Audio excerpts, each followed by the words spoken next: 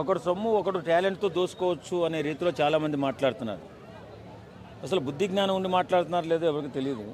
నిజంగా ఎన్నో కష్టాలు పడి, నేను కూడా ఒక సినిమా వాడిని, ఎన్నో కష్టాలు పడి భూములు అమ్ముకుని ఇళ్ళు అమ్ముకుని తీసుకొచ్చి సినిమా మీద ఉన్న ప్యాషన్తోనో లేకపోతే వ్యాపారం చేసుకుందామనే ఆశతోనో ఒక నిర్మాత వచ్చి ఒక సినిమా ఎంతో కష్టపడి నిర్మించి ఎన్నో వేల కుటుంబాలకు భోజనం పెట్టి ఒక సినిమా నిర్మించి అది రిలీజ్ చేసుకుందామనే సమయంలో రిలీజ్ చేసుకుంటే సాయంత్రానికి వీడి అబ్బ సొమ్ములాగా మూవీ రూల్స్ ఒకటి ఒకడు ఐబొమ్మ రవి ఒకడు ఇష్టానుసారంగా దోసేసుకుని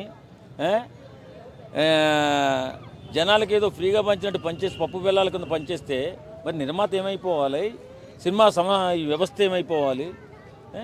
దారుణం కదా. ఇప్పుడు కొత్తగా బయలుదేరారు movie rules Ravi, movie iBomma Ravi.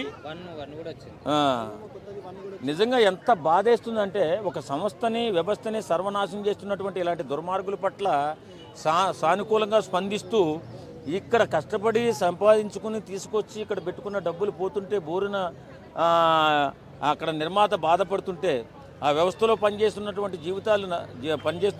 కార్మికుల జీవితాలు సర్వనాశనం అయిపోతుంటే వీళ్ళు మాత్రం ఐబొమ్మ రవి మాకు చాలా తక్కువలో చూపించాడు, ఆయన గొప్పవాడని పొగుడుతున్నారంటే సమాజం ఎటుపోతుంది నాకు అర్థం కాదు.